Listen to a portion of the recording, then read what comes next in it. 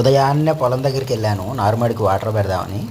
Water ఏంటి ఎలా వస్తున్నాయి అనుకుంటున్నారా? ఇవన్నీ ఇంజన్ నీళ్ళేను.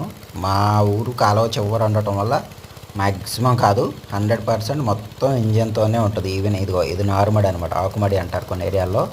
ఇక్కడ నుండి చివరి తడి వరకు మ్యాక్సిమం ఇంజన్తోనే ఉంటుంది అనమాట.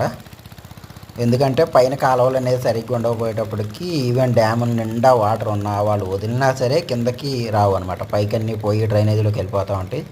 కింద ఏ పొలాలు అయితే ఉంటాయో వాళ్ళందరికీ ఓన్లీ కేవలం ఇంజన్లో మాత్రమే అందుతాయి. అది కూడా కొన్ని రోజులు వస్తాయి, కొన్ని రోజులు రాకపోతే రావు. సో ఈ నారు పోసి ఒక 15 రోజులు అవుతుంది.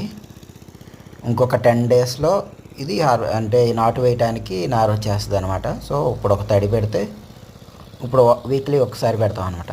సో ఇలాంటి మరిన్ని వీడియోల కోసం నా ఛానల్ని సబ్స్క్రైబ్ చేయండి. Please support to my channel. Thank you.